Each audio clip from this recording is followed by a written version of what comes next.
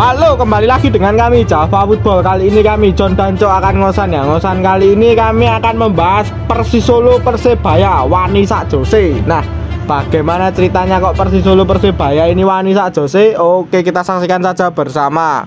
Nah, kita masih tak henti-hentinya untuk membahas tragedi ini dan untuk mengusut tuntas kasus ini agar segera memang selesai ya.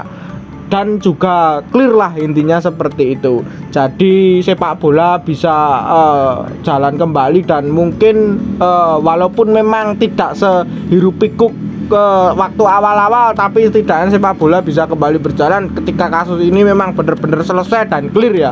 Nah, kita juga tak henti-hentinya untuk mengedukasi bahwa pada dasarnya memang bisa ada revolusi kalau memang dari kesadaran klub, dari kesadaran voter-voter memang harus mulai saat ini harus sadar ya bahwa pada dasarnya revolusi ini bisa terjadi ketika supporter dan klub itu bisa saling bersinergi.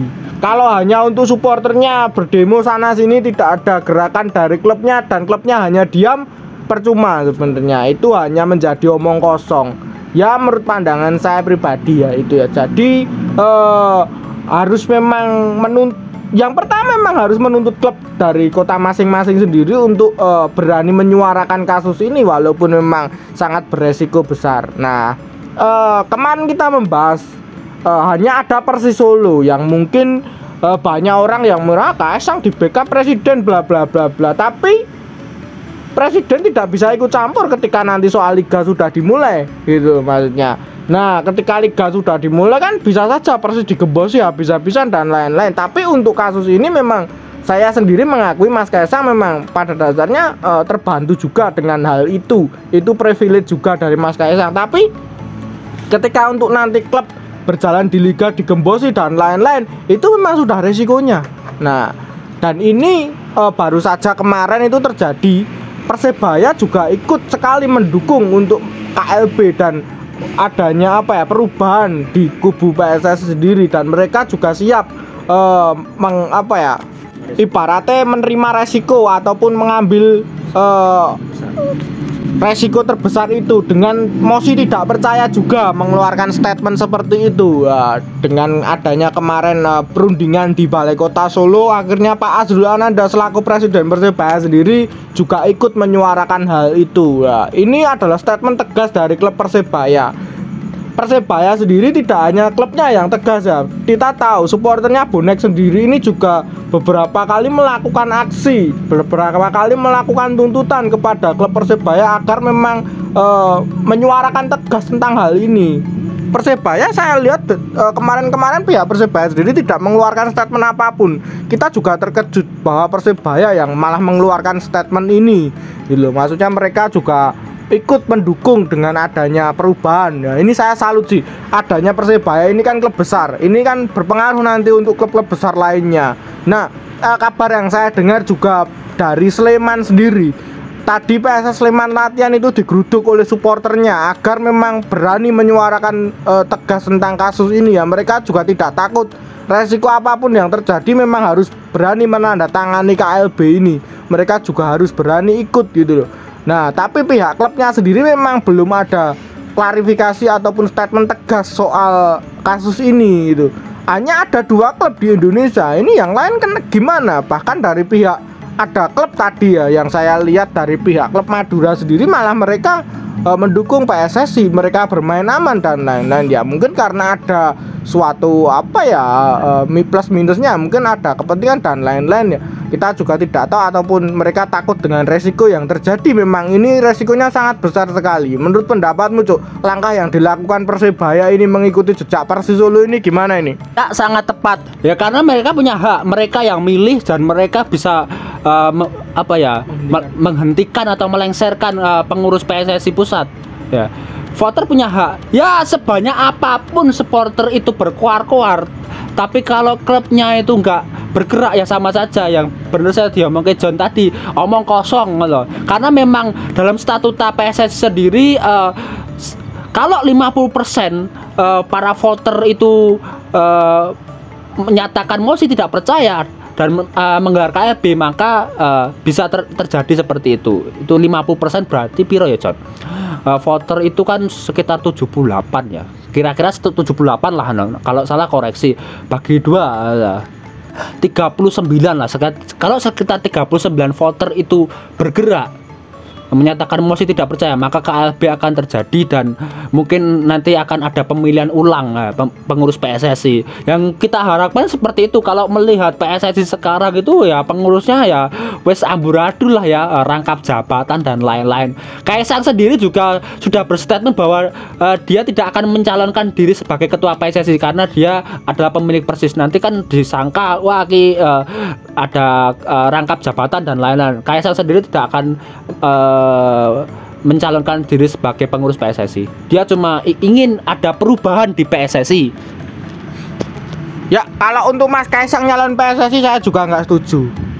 Memang beliau pegang klub, tapi dari segi pengalaman masih kurang. Nah, ketua PSSI ini harus benar-benar mereka itu paham sepak bola, paham dengan kondisi dan lain-lain. Mereka sudah berpengalaman dan lain-lain ya itu.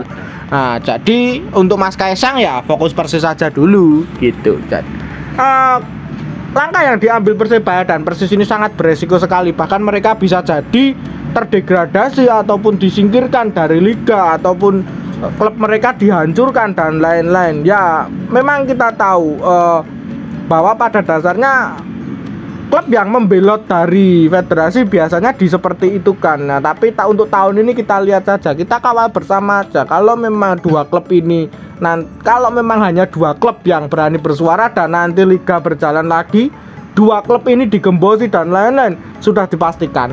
Memang itu sudah resikonya, gitu loh. Jadi memang yang menyuarakan kebaikan, yang menyuarakan kebenaran memang pasti seperti itu endingnya di Indonesia. Tapi menurut pandangan saya memang jangan takut sih seperti itu. Yo wes gitu. Ibaratkan apalagi Persis Solo ya. Mereka kan terlalu sering untuk melawan hal-hal seperti itu ya. Jadi seperti melawan digembosi dan lain-lain, mereka juga sudah sering di Liga 2. Jadi mereka juga sudah katam lah hal-hal seperti itu. Jadi jangan takut, untuk berapapun mereka di liga berapapun yo wes tetap didukung wae. Intinya babalan tidak seharga dengan nyawa kan, intinya seperti itu ya. Saya juga masih ingin menunggu sih statement dari klub-klub yang lainnya sebenarnya, apalagi dari pihak Arema. Kita akan melihat ya, mereka kan statusnya sebagai korban. Harusnya mereka berani berstatement tegas, berstatement paling tegas seharusnya, bisa dibilang seperti itu. Soalnya mereka malah korban kondisi ini, tapi kok statementnya hanya seperti itu, tidak melambangkan seperti yang lain, hanya seperti sebatas formalitas saja gitu. Itu hanya sebatas seperti ucapan yang diucapkan dengan ya biasa wae gitu. Kalau untuk PSS Sleman juga kan sama seperti itu, mereka juga hanya ingin usut tuntas dan lain-lain, kasus ini selesai. Tapi tidak ada statement tegas dari klub PSS Sleman sendiri yang mungkin sama dengan Persis Solo dan lain-lain, menginginkan perubahan di kubu sepak bola Indonesia ini. Itu tidak ada. Makanya supporter mereka itu juga marah gitu. Makanya banyak sih supporter Sleman yang mungkin mereka itu sudah menganggap liga ini selesai gitu. Dengan adanya 130 nyawa lebih hilang ini dalam sepak bola, mereka itu menganggap liga ini yo wis selesai. Nah, jadi mereka mungkin berpikirnya juga kasus ini itu bisa terjadi dimanapun dan kapanpun gitu. Jadi mereka juga sangat prihatin dengan adanya kasus ini, walaupun mereka itu sebelumnya ada gesekan dengan pihak Aremania, tapi mereka memang tidak peduli dengan itu, bahwa pada dasarnya kasus ini bisa terjadi dimanapun gitu. Saya masih menunggu sih untuk klub 7 pendiri PSSI ini agar juga berani bersuara, bukan hanya Persis Persebaya, tapi ada nanti PSM Jogja, ada nanti Persija Jakarta dan lain-lain. Harusnya juga mereka berani bersuara sih. Menurut pendapatmu gimana Cok ini tentang nanti kan kalau 7 klub berani, berarti nanti yang lain pasti akan mulai mengikuti sih nantinya. Ya, saya paling menunggu itu memang Persija Persib ya. Kalau Persija Persib sudah kompak selesai itu, selesai, saya jamin 1000% bakal KLB. Nah, kita tunggu Persija Persib karena memang dua klub ini kan ikon Indonesia ya, bakal diikuti oleh seluruh Indonesia. Ya kalau Persebaya, Persis Solo memang powernya kurang, ya, jujur saja. Tapi kalau Persija Persib kompak, statement, KLB, selesai itu Indonesia. Ya betul, kita masih menunggu itu ya dari klub Jawa Barat dan klub ibu kota ini. Mereka akan melakukan apa dan bagaimana gitu tentang kasus ini. Jangan cuma hanya diam. Ini soal nyawa gitu ya. Jadi segeralah berstatement dengan tegas agar memang terjadi revolusi di sepak bola Indonesia ini agar lebih baik untuk kedepannya. Dan juga ini untuk semua lah nanti untuk sepak bola Indonesia kedepannya. Nah mungkin itu saja perbincangan kita tentang Persis Solo dan Persebaya ini. Jangan lupa like, comment, dan subscribe.